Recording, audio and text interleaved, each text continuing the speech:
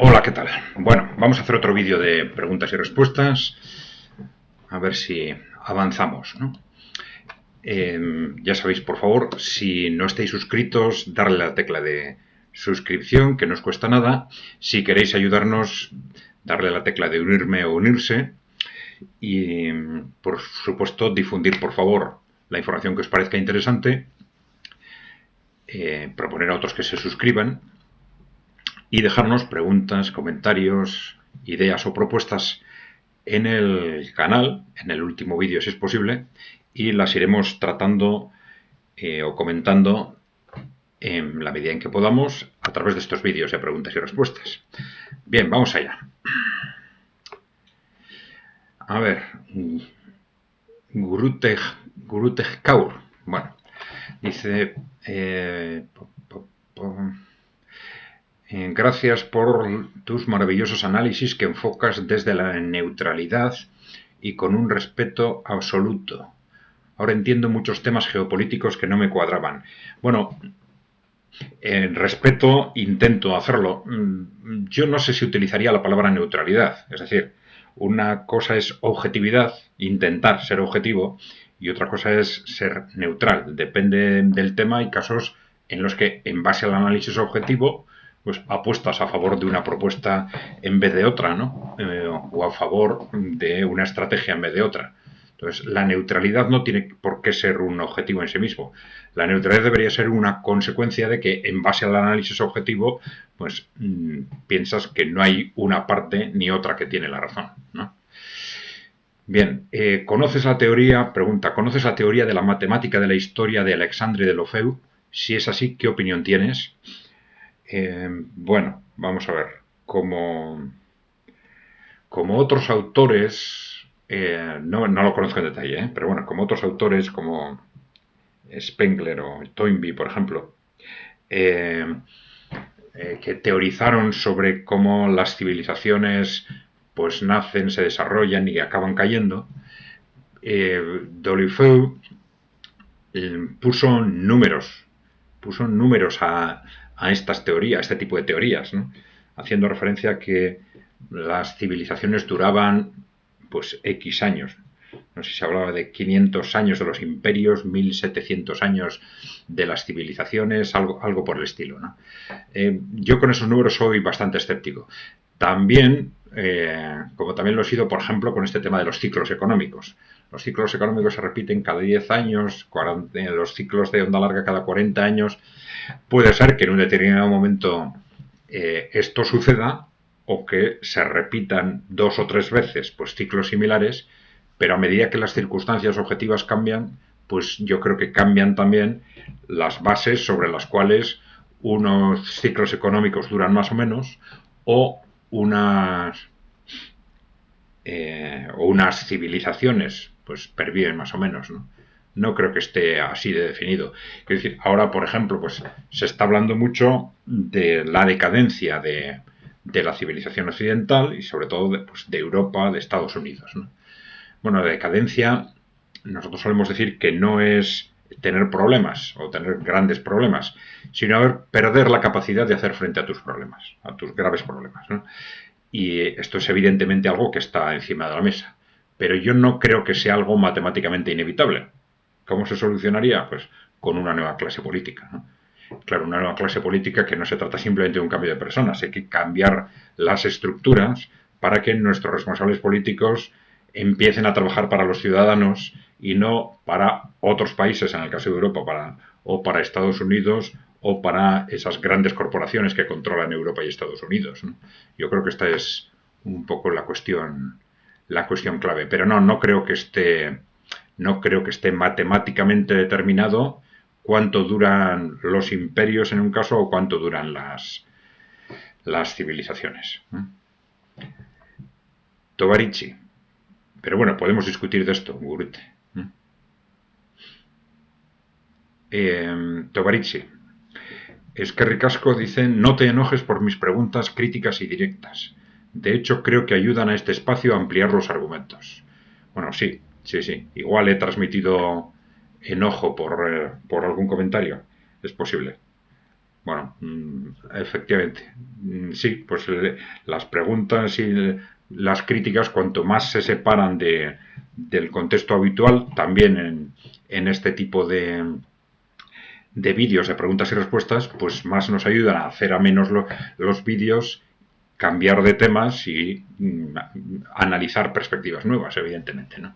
Gracias, Toberichi. A ver, Tony Navarro.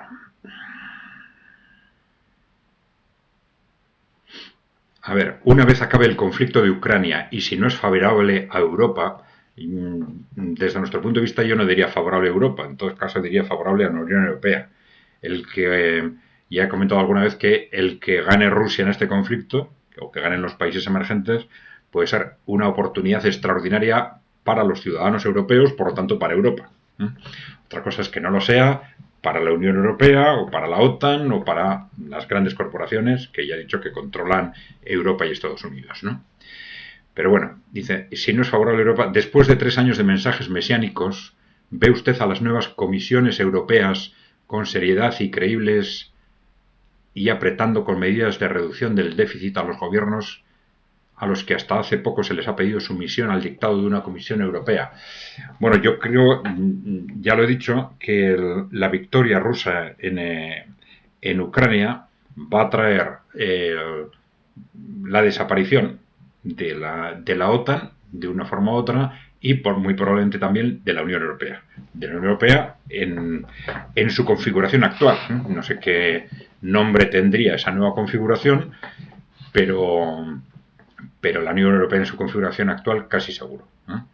Porque la influencia política e ideológica de Rusia y de los países emergentes en la propia Europa se va a disparar y esto va a hacer estallar algo que ya está de alguna forma en ebullición en distintos países, va a hacer estallar la situación política en Europa y probablemente vamos a tener una nueva Unión Europea, con un nombre o con otro, pero una nueva configuración de Europa sin cerrar las opciones a algo de lo que se estuvo hablando mucho, ya hemos dicho a principios de siglo, que es esa una imposibilidad de unión euroasiática, como se decía, desde Lisboa a Vladivostok, es decir, desde el Atlántico al Pacífico. Algo que probablemente sería muy interesante para Europa. Bien, Andrés Serpa Beares. Bueno, felicitaciones por el constante crecimiento del canal. Bien, en el caso de que Occidente pierda, bueno, has puesto Occidente entre comillas, efectivamente, porque el que pierde son esas corporaciones que controlan Occidente, no Occidente como tal. Y se ve obligado a cambiar su política, ¿cómo sería el futuro de Europa debido a que no tiene recursos estratégicos? ¿Cómo sería la competición contra economías más industrializadas a la hora de comprar esos recursos, dado que Occidente su mayor fortaleza era el rentismo hacia terceros? Bueno, vamos a ver. Suponiendo, claro, el problema es que Europa lo está perdiendo todo, no tiene recursos estratégicos y su principal potencial, que era su capacidad tecnológica y industrial, pues en buena parte la hemos debilitado, hemos permitido que se destruya a nosotros mismos, ¿no? Bien, entonces necesitaríamos una reconstrucción rápida, por supuesto, de ese potencial tecnológico e industrial. Precisamente por lo que tú dices, como no tenemos grandes recursos naturales, hay que apoyarse en lo otro, en esa capacidad industrial y tecnológica, ¿no? Bien, eso hay que reconstruirlo cuanto antes. Y luego a partir de ahí, a efectos de disposición de recursos y tal, lo que necesitamos es buenas relaciones externas con los países que las tienen. Es decir, no depender para la disposición de estos recursos naturales o de la colonización de otros países o de mantener relaciones neocoloniales a través de las cuales explotamos a esos países, explotamos sus recursos naturales de forma arbitraria y desproporcionada, digamos, en las condiciones que nosotros imponemos, ¿no?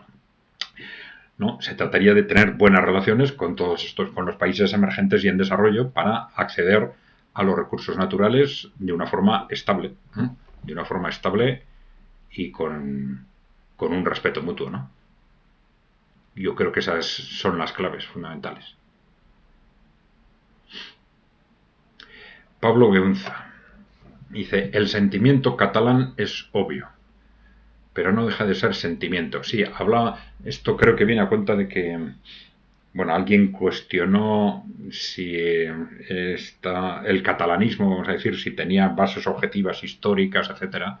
Yo dije que sin entrar en eso, que probablemente que es una realidad en este momento ese sentimiento catalán actual, ¿no? Eh, Dice, es obvio, pero no deja de ser sentimiento. Las ideas suelen ser en muchos casos sentimentales más que racionales. ¿En qué se legitiman estos sentimientos? Bueno.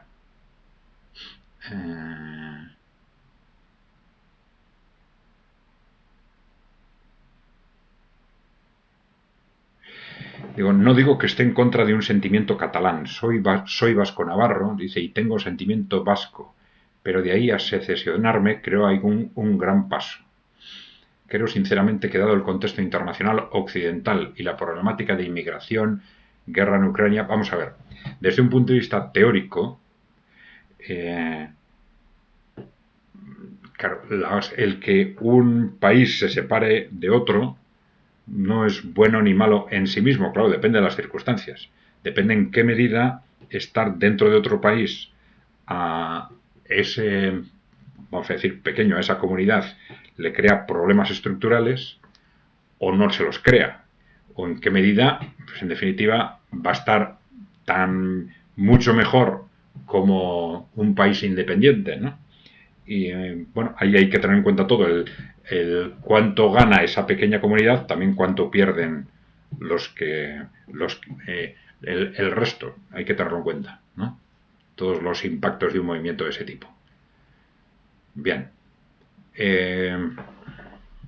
Creo sinceramente que dado el contexto internacional occidental y la problemática de inmigración, guerra en Ucrania, OTAN nazis, élites corporativas, etcétera, más nos valdría estar unidos socioculturalmente. Creo que a España le convendría más reunificarse. Bueno, este es otro tema, ¿no? Bueno, vamos a ver. Sí es cierto que, claro, desde hace 30 años, lo que están intentando hacer estas élites corporativas, vamos a decir, con Occidente en general, es tan destructivo que, claro, los otros problemas y los otros retos pues pueden llegar a perder importancia en la medida en que te están haciendo desaparecer como persona o como eh, como, como, como diría yo, como persona social, ¿no? Están haciendo desaparecer las comunidades sociales, intentando desaparecer o debilitar todas las comunidades humanas, transformar el ser humano a través de todas estas culturas corrientes del posmocapitalismo, ¿no? Entonces son cosas que la gente fácilmente puede llegar a percibir en el momento en que vayan estallando y van a ir estallando en los próximos años como más importantes de lo que hasta ahora consideraban importante. Estos temas digamos, de izquierda, derecha, centro, pues nacionalismos, etcétera, ¿no? Puede suceder perfectamente, ¿no? Bien, entonces nos dice Pablo Beonza, creo que a España le convendría más reunificarse en una Unión Hispanoamericana que seguir bajo la tutela y mando europea de los von der Leyen, subordinación a las élites corporativas, etc. Es una utopía, sí, lo sabemos, pero por lo menos luchar por algo más armonioso. Bueno, ya tengo mis dudas. Ya digo que independientemente de que la interpretación histórica que tenemos sobre el Imperio Español sea o no correcta, si este tema de la leyenda negra sea o no exagerado, claro, esta proyección a futuro de una unión, vamos a hablar de una unión latinoamericana, pues eso puede tener una lógica, pero que España se integre en esa unión latinoamericana en lugar de en Europa, bueno, claro, tú partes, digamos, de lo malo que tiene ahora la Unión Europea con ese sometimiento a las élites corporativas, pero es que eso con otras características sucede también en Latinoamérica, ¿no? Y también en España, ¿no? Con lo cual, bueno, ¿cuál va a ser el contexto? Es decir, España va a estar más libre de esa influencia de las grandes corporaciones que el resto de Europa, como para plantearse, ¿no? Yo para liberarme de esa influencia corporativa, me separo de Europa. No lo sé. No lo sé por qué, ¿no? No lo sé por qué. Evidentemente, por ejemplo, sí, en el origen histórico de estas filosofías supremacistas de las grandes corporaciones, pues sí hay, por ejemplo, una clara ubicación en las élites británicas, luego norteamericanas, etcétera. Pero es que eso se está extendido a todo Occidente, ¿no? No lo sé. Si tienes más argumentos, ¿no? A ver, Monsec, tenemos no sé a qué se refiere. Dice, tenemos leyes occidentales, no creo que vayamos a permitir acciones teocráticas en España. Teocráticas. No, perdona, Monsec, no sé a qué te estás refiriendo. A ver, Antonio San Martín. La economía no necesita mano de obra. Traer emigrantes es retrasar la entrada de robots que ya existen en el sistema productivo. Bueno, esto sí es cierto que cuadra bastante con el análisis económico de estos temas, ¿no? Por ejemplo, también con el análisis que están haciendo en China, ¿no? En China, la robotización en Asia en general, en Asia oriental, el proceso de robotización se está implementando a un ritmo mucho más rápido que en Europa, ¿no? Aquí hablamos bla bla bla bla, cuarta revolución industrial, bla bla bla, pero las inversiones se hacen allí, ¿no? Y no tienen, aquí hay un discurso en buena parte entre la población de miedo a la robotización, al impacto tecnológico, nos va a dejar en el paro, tal. Mientras que allí lo que se hace es apostar clarísimamente por la robotización, sabiendo que es un factor clave para el incremento de la productividad y que, que si esos procesos se gestionan en base al interés general, son tremendamente positivos. Aumentan la productividad, aumentan la riqueza, si el empleo se reparte correctamente, no tienen por qué generar bolsas de desempleo y también, por ejemplo, en China hablan mucho de que es un instrumento clarísimo para hacer frente a la caída demográfica, ¿no? A esa caída demográfica que en China se ha producido por estas restricciones sobre el hijo único, ¿no? Que ahora las han suprimido, pero que van a tener un impacto demográfico muy fuerte también. Y es cierto que a lo largo de la historia, y esto en economía se ha hablado mucho, cuando los inversores, los empresarios, tienen fácil acceso a mano de obra barata, no se preocupan por la mejora tecnológica, por las mejoras de productividad. Cuando la mano de obra, hay una tensión con la mano de obra que es más cara, una tensión salarial, es cuando le sale más rentable apostar por tecnología. Entonces, esto cuadra bastante con lo que está sucediendo en Europa. Es utilización masiva de mano de obra barata, mano de obra artificialmente barata, primero de las mujeres y luego de los migrantes, y a la vez caída acelerada de la productividad y caída de la inversión tecnológica y de la inversión productiva, ¿no? Entonces vemos cómo nuestros empresarios invierten cada vez menos en producción y en tecnología y se dedican a invertir en actividades de bajo valor añadido, porque le sale, con mano de obra muy barata, le sale extraordinariamente rentable. Y además fácil y con menos riesgos, claro. A ver. Óscar Molto. Dice, como si el pueblo vasco no hubiera sido migrante. Bueno, a ver, este argumento es una absoluta tontería, ¿eh? No sé qué se quiere decir con eso. Porque claro, el pueblo vasco ha sido migrante y también ha participado en masacrar comunidades indígenas. Y eso está bien. No, es que, no sé, hay países enteros donde las comunidades indígenas han sido borradas del mapa, diciendo, como nosotros hicimos eso, pues ahora está bien que se haga aquí. Es que es absurdo, ¿no? Pero bueno, son tonterías de estas que, como los medios de comunicación están controlados ya sabemos, por las corporaciones, pues al final la repiten, pues, y por muy disparatadas que sean, pues como es lo políticamente correcto, pues hay que decirlo. Pues, en fin. Pero bueno, esto se va a derrumbar, se está ya cayendo porque una vez que se empieza a hablar con objetividad de estos temas, son tan absurdos y tan destructivos que caen, ¿no? Bueno, vamos a ver, nos dice Óscar Molto, la perspectiva marxista no explica más que una parte del fenómeno migratorio. La perspectiva marxista. Si te refieres a lo que dijimos sobre las interpretaciones del movimiento obrero, no es perspectiva marxista, es perspectiva de todo el movimiento obrero desde el siglo XIX, que es el movimiento obrero católico, el socialdemócrata, el anarquista, el marxista, pues porque es una realidad absolutamente evidente que las inmigraciones se producen primero, las inmigraciones a territorios industriales, se producen primero para atraer mano de obra artificialmente barata para impulsar los beneficios y segundo, se utilizan después para dividir a los ciudadanos, enfrentarlos entre ellos, etc. Bien. Dice, la perspectiva marxista, bueno, no explica más que una parte del fenómeno migratorio, te refieres al análisis económico, ¿no? Pero bueno, ¿cuáles son las rutas, las redes, lugares de destino, el derecho a buscarte una vida digna como cualquier ser humano, los proyectos vitales, la pobreza? Sí, la migración existió antes del capitalismo, claro. Y por eso hemos dicho la migración a territorios industriales, que es otra cosa.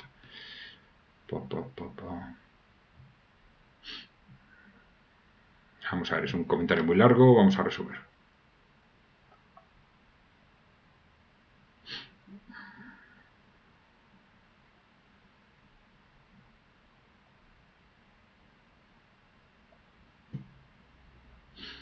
Está haciendo referencia a los comentarios de Arnaldo Otegi, este líder de la izquierda vasca, que hacía referencia primero a que me parece que era algo así como que la identidad cultural o de identidad nacional vasca está en peligro, ya que el primer derecho, antes que el derecho a emigrar, es el derecho, creo que decía, a vivir dignamente en tu país, ¿no? Entonces, bueno, pues básicamente Óscar Molto pues acusa de racistas a este tipo de argumentaciones. Si esto es por electoralismo, bueno.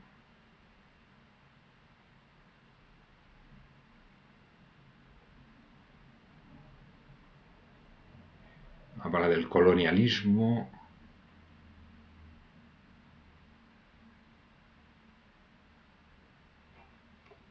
No sé. Sí, estás diciendo que hay otras causas, evidentemente. Esto ya lo hemos dicho más de una vez. Para que esos mecanismos de migraciones masivas funcionen, son gestionados por las corporaciones o por los grandes empresarios, pero claro, tiene que haber una diferencia de rentas entre unos países y otros para que esos mecanismos se produzcan, por supuesto. Bien. Bueno, por eso decimos una y otra vez que, claro, es muy importante ser conscientes de esto para darse cuenta de que la responsabilidad de los problemas que surgen como consecuencia de estos procesos no son de los migrantes, sino de los empresarios que les traen, pero sobre todo de los políticos que colaboran en estos procesos o incluso los impulsan. Que desde luego darse cuenta también de que nos han estado engañando nuestra clase política en general y nos sigue engañando, diciéndonos, intentando transmitirnos que es una cuestión de solidaridad, pues una absoluta mentira. Y sí, decíamos los empresarios, los políticos y sobre todo las grandes empresas que son las que controlan a la clase política, ¿no? Sobre este tema de los empresarios, ya nos han preguntado, y creo que ya lo hemos clarificado alguna vez. Claro, decimos que los empresarios son los responsables directos, pero claro, hay circunstancias muy distintas. Una cosa es, digamos, el primer empresario que rompe el mercado de trabajo de pronto,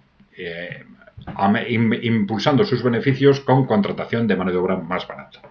Pero ¿qué ocurre? Claro, una vez que un empresario en un sector hace eso, pues esto empuja a los otros empresarios a hacer lo mismo, sobre todo pues el último que lo hace, pues depende del sector, claro, pero muchas veces puede estar en riesgo de quedarse fuera del mercado si no hace lo mismo. Porque claro, sus costes van a ser mucho más altos que los de los demás. Entonces, claro, es una tendencia, un movimiento que es al que el cual los empresarios les cuesta mucho más, cada vez más oponerse, ¿no? Y en sectores, esto es mucho más claro en sectores que ya llevan incluso generaciones en los que se utiliza ya de forma masiva la mano de obra artificialmente barata, ¿no? Es muy difícil entrar en ese sector si tú no haces lo mismo, ¿no? Bien, por eso la responsabilidad empresarial, pues dice, hombre, y como dice algún empresario nos ha dicho a nosotros, ¿no? Hombre, es que a mí me gustaría que hubiese una regulación pública para todos los empresarios que nos pusiera todas las mismas condiciones y de esta forma no nos dejara hacer uso de esa ruptura del mercado de trabajo a través de la contratación de extranjeros, ¿no? Artificialmente baratos, ¿no? Pero claro, para eso necesitaríamos una regulación pública. Como no hay una regulación pública, dicen, no tengo más remedio que, porque si no me echan del mercado los otros empresarios, ¿no? Claro. Bien. Luis Alfonso Ruiz Mesa. El gran peso de poder que tuvo la Iglesia Católica en muchos países y durante algunos siglos fue el de ser un gran psicomanipulador de la fe, no solo aprovechándose económicamente, sino sirviéndole a los intereses políticos de esos países. No sé si hemos comentado esto ya. Con el infierno se amenazaba desde los púlpitos y la resignación, el Dios proveerá y el no matará será la promesa para la vida eterna en el cielo. Bueno, vamos a ver, sí, no solo la Iglesia Católica, en general las religiones organizadas que han pervivido históricamente, pues se han tenido que mover en distintos contextos y han estado influidas siempre por el poder político de cada caso, ¿no? Y entonces suelen ser una combinación de tres factores. El factor dogmático, el factor de valores sociales y el factor de manipulación por el poder, ¿no? Entonces, esos tres factores inciden de forma distinta en cada religión, en cada periodo histórico y en cada persona, ¿eh? Porque para algunas personas los aspectos dogmáticos son fundamentales, para otras son los valores, ¿eh? Del ser cristiano o del ser musulmán o del ser judío, y para otras, sobre todo para los poderes políticos, pues la utilización de estas religiones organizadas pues para el control político y tal, pues también es fundamental. Por eso, por ejemplo, en los valores que se impulsan desde las iglesias suele haber una mezcla de los valores que interesan al poder y de los valores que interesan a la gente realmente. Por eso decíamos siempre que hay que ser muy prudente a la hora de rechazar las religiones, porque podemos estar echando al cajón de la historia todo, es decir, los valores positivos y los valores negativos que están dentro, cristalizados en las religiones, ¿no?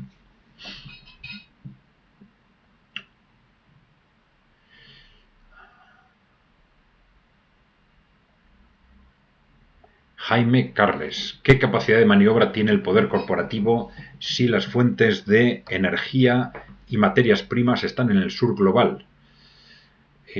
Bueno, hasta ahora el poder, la capacidad de maniobra ha estado relacionada precisamente con el control del sur global, ¿no?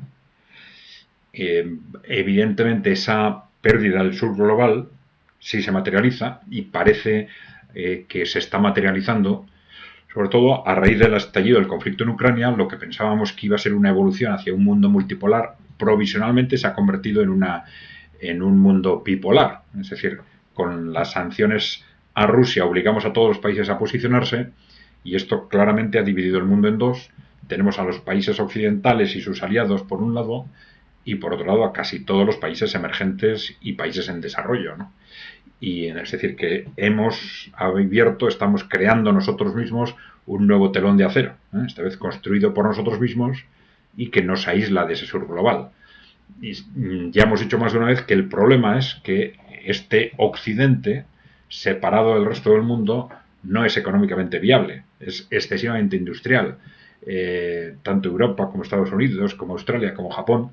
Entonces no íbamos, si ese telón de acero se materializa hasta el final, no vamos a tener a quien venderle los productos, y algunos han sospechado que esto puede ser una de las razones de ir avanzando en la desindustrialización de Europa, ¿no?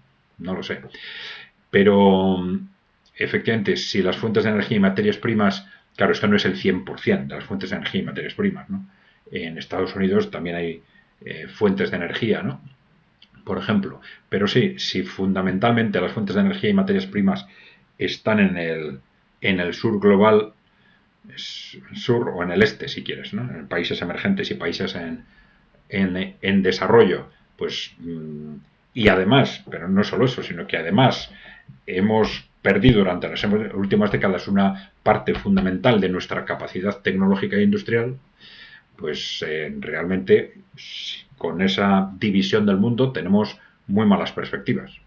Nuestra capacidad de maniobra estaría en restablecer las relaciones con el resto del mundo sobre otras bases. Evidentemente, el resto del mundo ya no va a aceptar que las intentemos establecer sobre bases neocoloniales. Van a tener que ser relaciones de respeto mutuo. Bien. Bueno, ya llevamos 30 minutos, pues lo vamos a dejar aquí si os parece. Ya sabéis, por favor, si no estáis suscritos al canal, suscribiros, que no cuesta nada. Si queréis ayudarnos, darle la tecla de unirme o unirse. Difundir, por favor, lo que os parezca interesante. Proponer a otros que se suscriban. Y dejarnos preguntas, comentarios, ideas o propuestas en los vídeos, que los iremos respondiendo en la medida en que podamos a través de estos vídeos de preguntas y respuestas. Vale, pues gracias por vuestra atención. Hasta la próxima.